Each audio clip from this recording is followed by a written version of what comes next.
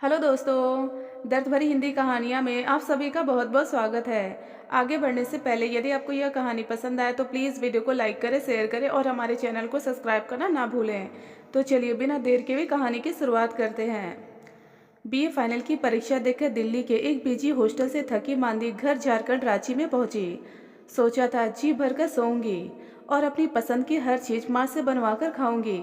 सो खुशी खुशी बहुत सारी कल्पनाएं करती हुई घर लौटी थी। घर पहुंचने पर दरवाजे पर मोलू चाचा मिल गए।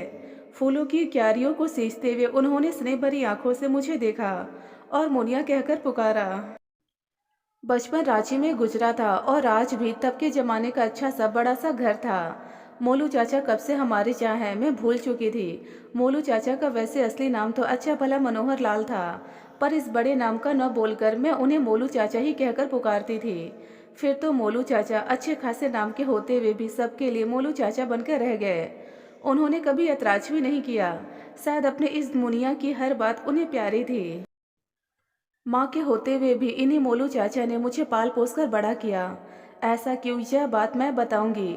बहू जी मुनिया आ गई। मोलू चाचा ने खुशी खुशी से झूमते हुए माँ को आवाज़ दी।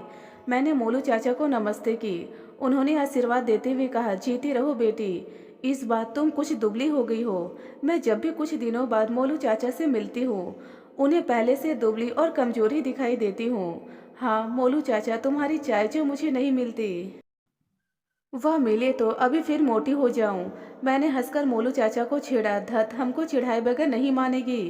कहते हुए मोलू चाचा खुशी से खिल उठे और रसोई घर में जाकर उन्होंने अनीला के नाक में दम करना शुरू कर दिया ताकि उनकी लाडली को जल्दी चाय मिल सके। मैं दौड़कर माँ के कमरे में जाकर उनसे लिपट गई। माँ ने मुझे अपने पास खींच लिया और प्यार से मेरे बालों पर हाथ फेरती हुई बोली, पहले यह बता दिशा कि तेरे एग्जाम कैसे हुए। अच्छे वे माँ, 90 से ज़्यादा तो आ ही जाएंगे। मैंने विश्वासपूर्वक जवाब दिया। फिर चाय आ गई। साथ ही अनीला ने सूजी का हलवा, गरी की बर्फी और गर्मा गर्म पकौड़े भी मेरे सामने सजा दिए। खाते खाते मैंने पूछा, माँ पिताजी कब तक वापस आ रहे हैं। तेरे पिताजी काम के सिलसिले में अक्सर बाहर जाते रहते हैं। मेरी बात का जवाब देते हुए माँ ने कहा, कल ही वह वापस आ रहे हैं। तेरे पिताजी काम के सिलसिले में अक्सर बाहर जाते रहते हैं। मेरी बात का जवाब देते हुए माँ ने कहा, कल ही वह वापस आ रहे हैं। उनके साथ तनिष भी आ रहा है। तनिष, या तनिष कौन है और वह यहाँ क्यों आ रहा है। मैं यह सब पूछते पूछते रह गई क्योंकि इसी समय मुझे अचानक याद आ गया कि पिताजी ने अपनी पिछली बार फ़ोन पर कहा था, दिशा तुम्हारी परीक्षा समाप्त हो जाए तब इस विषय में तुमसे बात करूँगा, यही सोचा था। पर तनिष के घर वाले जल्दी कर रहे हैं, इसलिए तुम्हें बता रहा हूँ। तनिष ने 3 साल पहले एमडी पास की थी। अब तो उसकी प्रैक्टिस भी जम गई है। उसका परिवार आज के परिवारों को देखते हुए बड़ा है। 3 बहनें और अकेला भाई तनिष।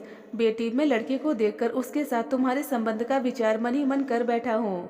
उसके घर वालों से सिर्फ यही कहा है कि लड़की एमबीए की परीक्षा दे ले, तब इस बारे में कुछ विचार करेंगे। मेरी पसंद तुम्हारी भी पसंद हो यह जरूरी नहीं है। तुम इस बारे में सोचने के लिए पूरी तरह स्वतंत्र हो।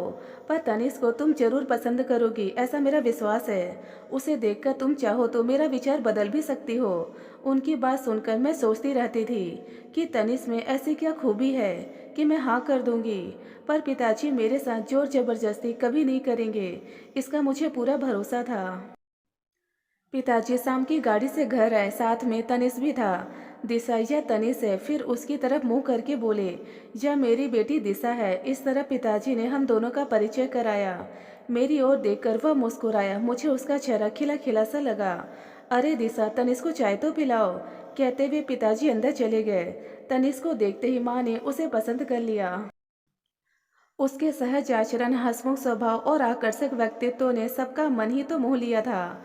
वह इतना भला, स्मार्ट और हंसमुख था कि मैं भी उसके आकर्षण में बनती चली गई।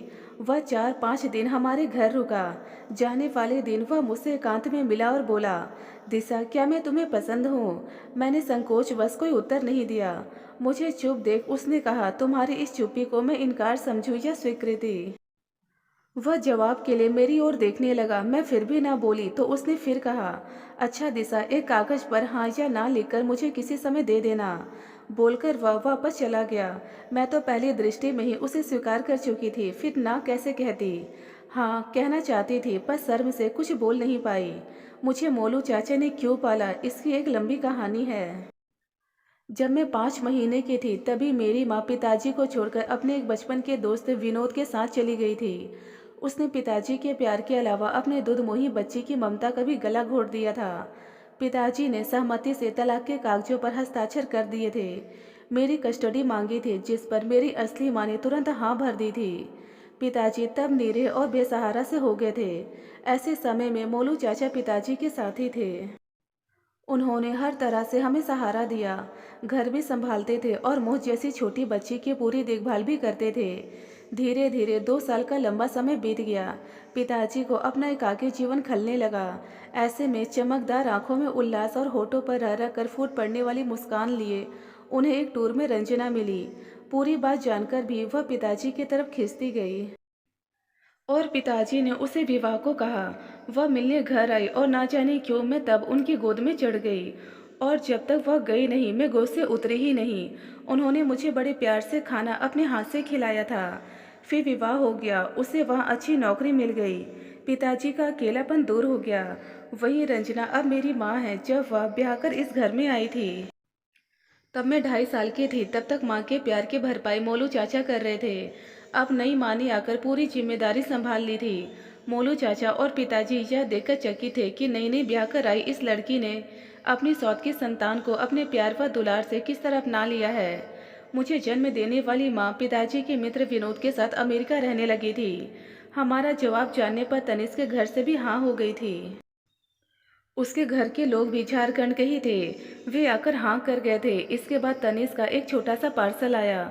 उसमें एक हीरे की अंगूठी और एक राइटिंग पैड था। अंगूठी की बात तो समझ में आई, पर यह राइटिंग पैड किस लिए? यह जिज्ञासा उसका पत्र पढ़कर शांत हुई। उसने लिखा था, दिशा अपनी तरफ से अंगूठी भेज रहा हूँ, लिखना तुम्हें पसंद आई या नहीं। ट्रेन में तुम्हारी स्वीकृति का छोटा सा कागजी लड्डू मिला था। राइटिंग पैड इसलिए भेज रहा हूँ ताकि तुम्हें आगे से लिखने के लिए कागज़ की कमी महसूस न हो और अपनी बात कहने के लिए कागजी लड्डू का प्रयोग करना न पड़े। अब जी खोलकर लिखा करना।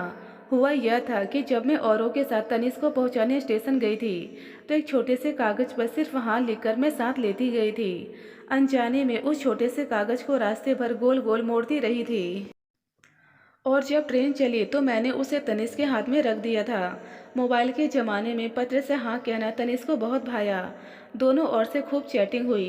तनिष्क के घर वालों ने शादी 1 महीने के अंदर करने की जिद की और मैं ब्याह कर उसके घर आ गई।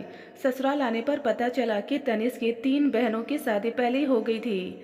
अब उस घर की बहू बनकर मैं तनिष्क व उसके माता पिता के परिवार में शामिल हो गई।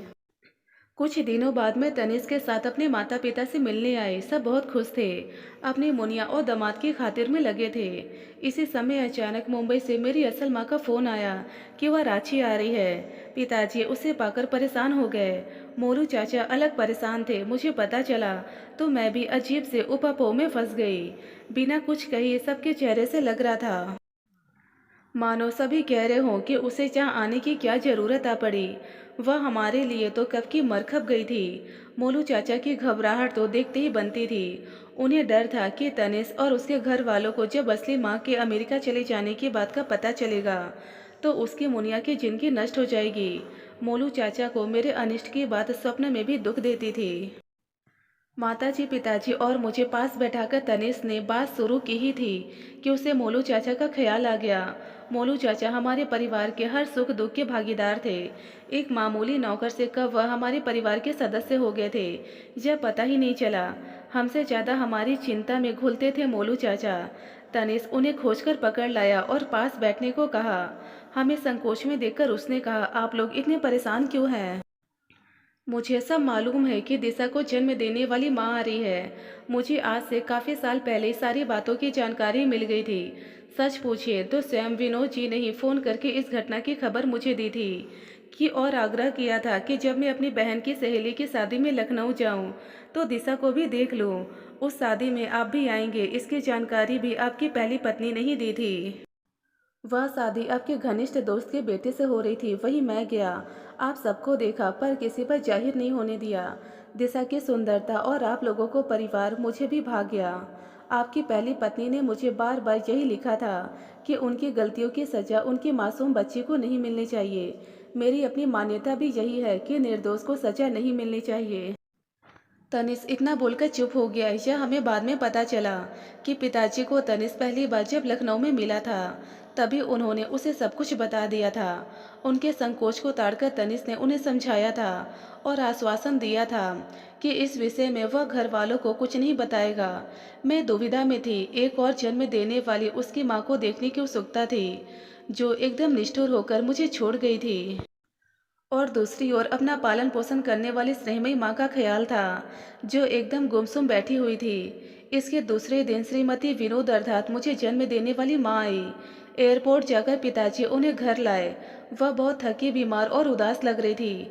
तनिष ने पूरे माहौल को अपनी सौम्य मुस्कान और सहज आचरण से बोझिल नहीं होने दिया। इसके लिए मैं उसकी तहे दिल से आभारी हूँ। मेरी जन्मदात्री मेरी वर्तमान माँ से पहली बार मिली। दोनों की आपसी व्यवहार को देखकर ऐसा लग रहा था कि किसी को किसी से कोई शिकवा शिकायत नहीं है। दोनों की बातें रात देर तक होती रही। बाद में माँ ने हमें बताया अमेरिका से तो वह काफ़ी पहले आ गई थी। मुंबई के टाटा कैंसर अस्पताल में थी, वहीं से आ रही है। उन्हें छाती का कैंसर हो गया था। उनका एक स्तर निकाल दिया गया। कितनी बार कीमोथेरेपी हुई, हर सेप्टिन भी दी गई, पर अब अंतसा आ गया है। वह अपने जीवन से हताश हो चुकी है। जिंदगी को थोड़ी सी जो मोहलत मिली है उसमें वह अपने सब अपराधों और गलतियों के लिए क्षमा मांगने आई है। कई साल पहले विनोद एक कार दुर्घटना में अमेरिका में गुजर गए थे। तब सब कुछ बेचकर वह मुंबई आकर अकेली रह रही थी। तभी इस जानलेवा रोग ने उन्हें दबोच लिया था। मुझे पास बुलाकर उन्होंने प्यार करना चाहा, पर मैं काठ बनी बैठी रही। उस माँ के लिए मैं प्यार कहाँ से लाऊं जिसने अपनी रंगीन तबीयत के लिए मुझे दूध मोही को बिलखता छोड़ दिया था। अकेले में तनिष ने मुझे बहुतेरा समझाया, पर मैं उनके पास जाने से कतराती रही। प्यार करना तो दूर की बात थी। मेरी नई माँ ने प्यार से समझाया, दिशा तुम्हारी माँ अब नहीं बचेगी, एक बार प्यार कर लो, उन्हें शांति मिल जाएगी, वरना मरते दम तक उनके मन में दुख रहेगा। मैं चुप रही। मन बार बार यही कहता था, माँ तुमने मुझे प्यार की शीतल छाया दी है, उसके बदले में यदि कुछ चाहती हो तो कुछ और आज्ञा करो, पर उस निष्ठुर माँ के लिए स्नेह नहीं मांगो। फिर मोलू चाचा ने दुलारते हुए समझाया, मुनिया अब तुम भी माफ़ कर दो, आखिर वह माँ है तुम्हारी। जब बुरा वक्त आने वाला होता है तो दुर्बुद्धि आ ही जाती है। अच्छे से अच्छा आदमी भी भटक जाता है। मोलू चाचा अपनी वे अनसोई रातें भूल चुके थे जो उन्होंने मुझे रात रात भर कंधे पर उठाई गुजारी थी। वह अपने उन कष्ट के क्षणों को भी भूल गए थे जब मैं बीमार पड़ने पर माँ के लिए बिलखती रहती थी और वह रात रात भर जाकर मुझे चुप कराते रहते थे। तब उन्हें माँ पर क्रोध आता था, पर अब उस हृदयहीन माँ के उन गुनाहों को भुलाकर वह उसका पक्ष ले रहे थे।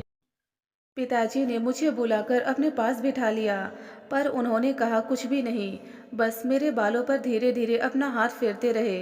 वह बिना कहे ही सब कुछ कह गए और मेरे व्यथित व्याकुल मन ने सब समझ लिया। जब इतना सब कुछ सहकर पिताजी ने उन्हें माफ़ कर दिया है तो मेरी भी कटुता समाप्त होने लगी। अंततः मैं माँ के पलंग के पास जाकर उनका हाथ थामकर बैठ गई और रोती रही। उनकी आंखों से भी आंसू बह निकले। रोते रोते वह बोली, दिशा मेरी बच्ची तुमने मुझे क्षमा कर दिया, इससे मेरे मन को तो शांति मिलेगी ही और मैं चैन से मर सकूंगी। बेटा तनिष के रूप में अनमोल हीरा तेरे पास है, मेरे लिए इससे बढ़कर खुशी दूसरी नहीं है। महीने बाद माँ नहीं रही। अपने मरने से पहले उन्होंने अपनी सारी चल अचल संपत्ति दिशा के नाम कर दी। मोलू चाचा आज भी हमारे साथ रहते हैं और अपनी मुनिया की देखभाल करते रहते हैं। पिताजी और माँ सुखी हैं। घर के ड्राइंग रूम में असली माँ की तस्वीर लगी है। किसी के पूछने पर छोटी माँ उसे अपनी बड़ी बहन की तस्वीर बतलाकर मौन हो जाती हैं। दोस्तों यदि आपको यह कहानी पसंद आई तो प्लीज़ हमें कमेंट बॉक्स में कमेंट कर अपने विचार जरूर बताएं। ढेरों पारिवारिक और शिक्षाप्रद कहानियाँ सुनने और पढ़ने के लिए हमारे चैनल दर्द भरी हिंदी कहानियाँ को जरूर सब्सक्राइब करें। धन्यवाद दोस्तों।